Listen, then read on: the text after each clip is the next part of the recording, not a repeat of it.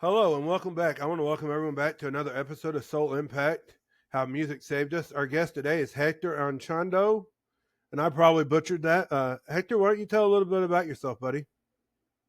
Hey, I'm a working musician. I've been playing for almost 30 years and putting out albums, writing songs, and and it's what I still love it after all these years, and this is what I do. I've been in a almost a 30-year like hyper focused state on music, and yeah, I just love it.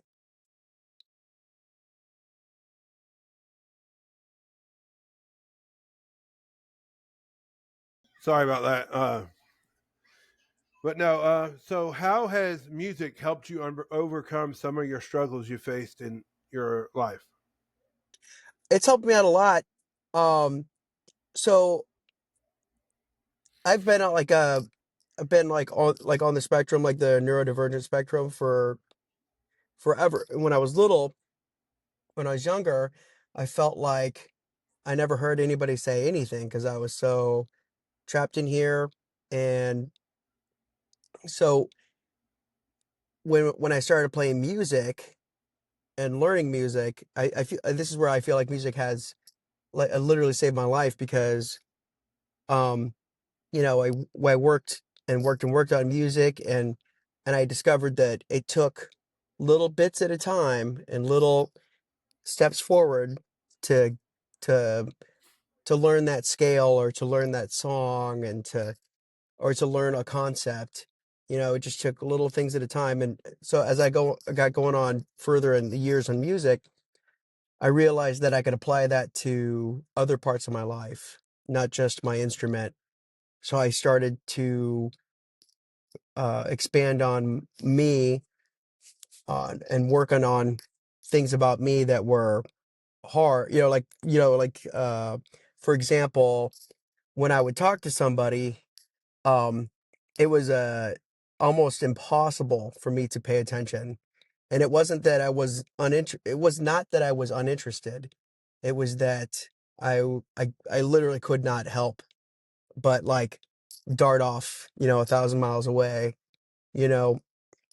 So, but I applied the things that I learned through music towards that, and I was able to guide myself into a place where I could focus on something, like that, like focus on a conversation that was like excruciatingly difficult to hold a conversation with somebody without looking like I just didn't care.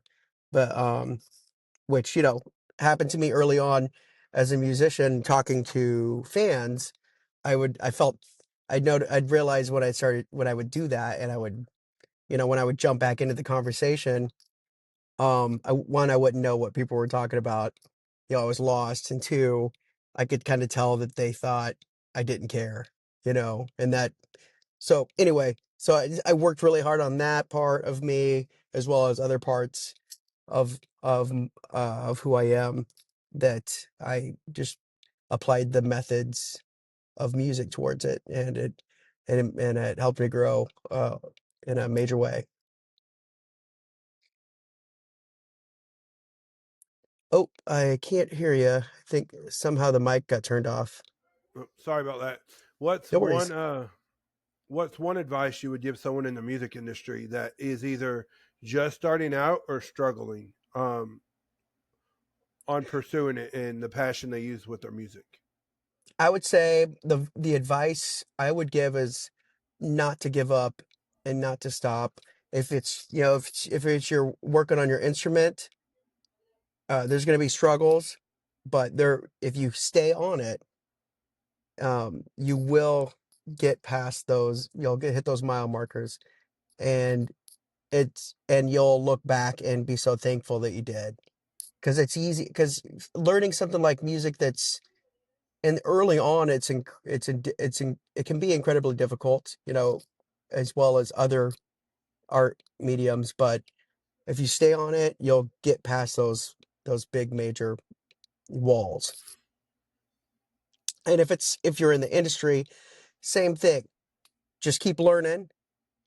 Learn, just read. read up on different, because there's a lot of things, a lot of people out there that are talking about like, oh, this is how you do it, this is how you do it.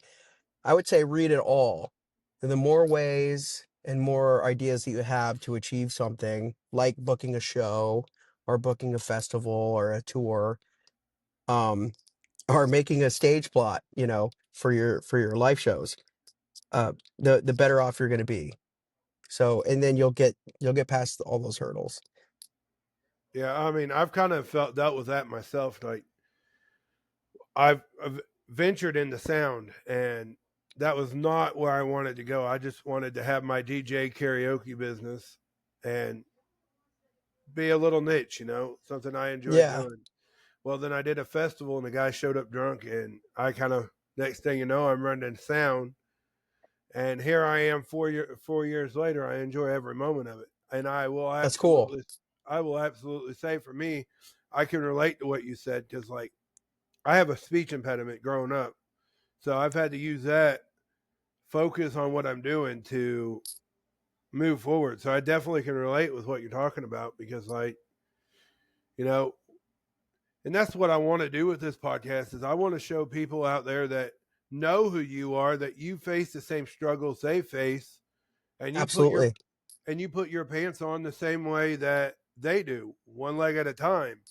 You know, I happen to know you because I met you out at uh, yep, JB Malone's. You're from the same town I am. That's why I Awesome. reached out to you, and I like to be able to give back, and this is my way. I'm not musically talented at all, but I enjoy running sound, and I want people to see that there's Very cool. therapy. There's therapy in music, no matter what it is. I mean, There really is. Music is healing, and music is, medicine for sure. yeah, and what we need, I've actually had a chance to be on a radio station about this podcast, and um, I said this on there. What we receive at this moment, say, and I used the song "What Hurts the Most" by Rascal Flatts. When I first heard it, I was like, "Man, this is a good song." But when I went through my divorce, it hit completely different than when I first heard it. So, I mean, and that's what I want to get out there. Yeah. Yeah, it is interesting how songs can hit you differently at different points in your life. That is uh one of the beautiful parts about, music too, is that, it could be that song, like you said, it could be the song you loved for a long time, and then you go through something, and then all of a sudden you're hearing that song in a whole different light, and you could see a meaning in it that you didn't see before. Yeah, and sometimes it's not even the lyrics of the songs. It's the rhythm and the passion put into the Yeah. rhythm of the songs. So, what's a song that you wrote that has been probably the most therapeutic for you? Um, I'd say that is a tough question, but I'd say one of them, at least one of them, is a song that I wrote that's on my last album, "Let Loose Those Chains." That one came to me in a dream, and I didn't know that could happen until it happened to me. And I started getting pulled out of a deep sleep and hearing this uh, melody, and and then I could, so it was like it was calling to me, and then I could hear like the guitar, I could hear the vocal melody, then finally the lyrics, the words, I could hear all that. And so I wrote it all down, and it means, you know, "Let Loose Those Chains" is meaningful to me, the way the song speaks. And I don't, wherever it came from, is that's where it came from, but to me it means that, I um like letting go, and like kind of setting yourself free in this world, and in the music, and for me, for in the music world, um like no chains, just let it happen. And whatever comes out comes out. Almost, almost like you got to believe in yourself, and that's where a lot of people go wrong. Is they get out there and it's like, I'm pretty good at it, blah blah blah blah, but they don't believe in themselves. You know, that's like there's two things I can bet my house on, and that's my podcast and my business, because I believe in them wholeheartedly, and I know they're going to succeed. And I'm sure you feel the Yep, same way about you got to your believe. career at as an artist. You know, you could bet your house on your art on your career because you believe in it that much. You believe in yourself. You know, and that's my takeaway on a lot of things is as an artist or even someone in the music industry, you got to believe in yourself, and you can't just go through the Totally. motions. Yep, So, and I was go gonna ahead. say, and it's easy to have that, that imposter syndrome, but like I was saying in the beginning, you just got to keep believing yourself, even when you feel, and I've felt like this many times, feeling like, like I don't know, do I really even know what I'm doing, but you just keep pressing on, and then you get through those points where, and you look back and you realize I did it. I do know how to do it, because I did it. Yeah, and you know, we all have them discouraging moments, and there's nothing wrong with being discouraged. It's how you move forward to those. Are you gonna like lay down and waller in the fact that you're going through a divorce or you're facing addiction or whatever the struggle is, or are you gonna pick yourself up by the bootstraps and keep pushing forward? Yep, I mean, and that's the power of music. You can hear one song that you absolutely need at that exact moment, and it's going to give you the courage to go on. absolutely. You know, for like me, for my divorce, I heard a song on the radio, and it was a "Let Go and Let God." You know, not everybody believed in it, but and I'm not pushing religion on anybody, but for me, that's what helped me through that song. Uh-huh. What helped me through my divorce, you know, and so many different genres, and I'm not going to say one genre is better than the other. I mean, I was raised on old school outlaw country, but Love that's not that. that's not saying what I believe is right. Nothing else matters, you know. And that's where the Yeah. music industry, we have to be able to come together as a whole. Whether your music is what I like or not, someone else is going to need to hear your lyrics. You know, there may be someone out there at the end of the rope that says, "Hey, look at this guy. He's had a struggle too, and he has a lot of good songs out." And that may be the exactly type of music they're in too, you know. Mm-hmm. So that's where the heart behind all this has come, is that you got to believe in yourself and you got to move forward with everything. No doubt about it.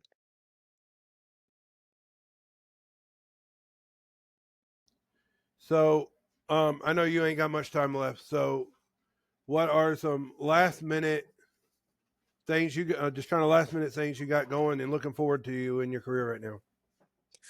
Well, yeah. So I I'm working on my next album, and I'm ready to get some new music out. It's been a few years.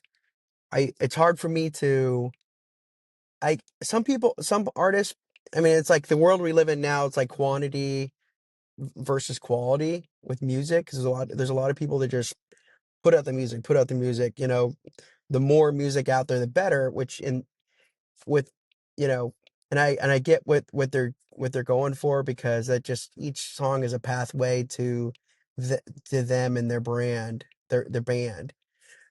But I can't I can't just pump out the songs like that and sacrifice the quality.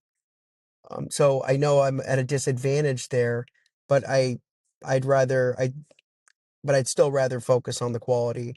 So it takes me a few years of like developing the songs and playing them live to see how the crowd reacts, and interacts. And I so that's on the horizon. My next album. I came from the studio, um, right before I started talking with you. I was at the studio, And so I'm super excited about that. All the songs are every song on this album is going to be is I'm very excited about. There's none of them that I'm thinking that's, I don't like filler songs. There's albums that you hear that just kind of have filler songs.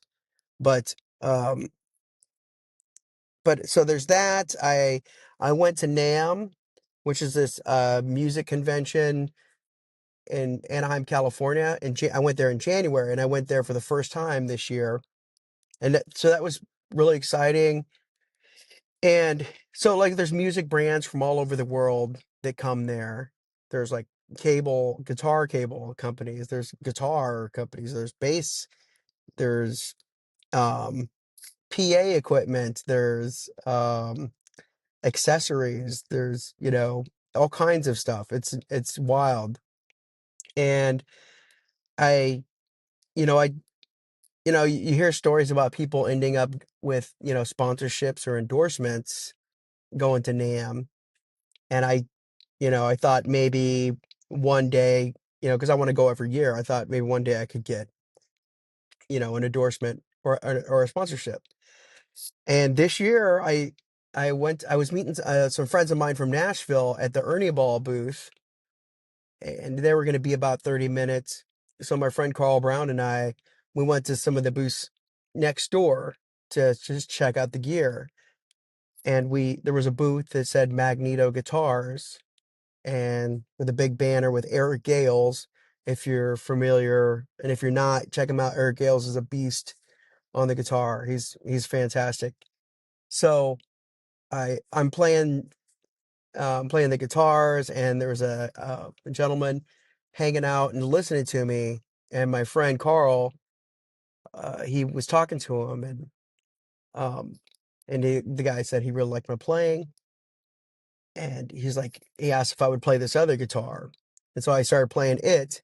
Well, the guy turned out to be the president of the company of Magneto Guitars, and it's a company based out of France. And so talked to him, but he gave me his card. He said, "I want to work with you." He was like, "Email me, reach out." So I did, and next thing I know, where he's asking me what I want in my guitar, like certain things about the guitar that I'd like, and or even what style of guitar, and and uh and it was like a few months after that, he said, "Hey, the guitar is going to be done next month," and um, and then in June he sent me the guitar. So I'm sponsored by Magneto Guitars, out of France, and I'm one of their artists now, alongside Eric Gales, which is pretty exciting. So that's another exciting thing that's happening in my world right now. My older band, that just goes by my last name, Anchondo, we got to open up for um 311, Sublime, The Urge, Blue October. So that was really a really exciting recent show we got to do. So it's exciting things are happening and things are moving. It kind of everything kind of slowed down after during the COVID stuff, but now the slowly but surely the ball is getting moving again. So it's a good feeling. So where can they find your music at? HectorBlues.com can get you can find out more information. Also, it's on all streaming platforms. You can look up.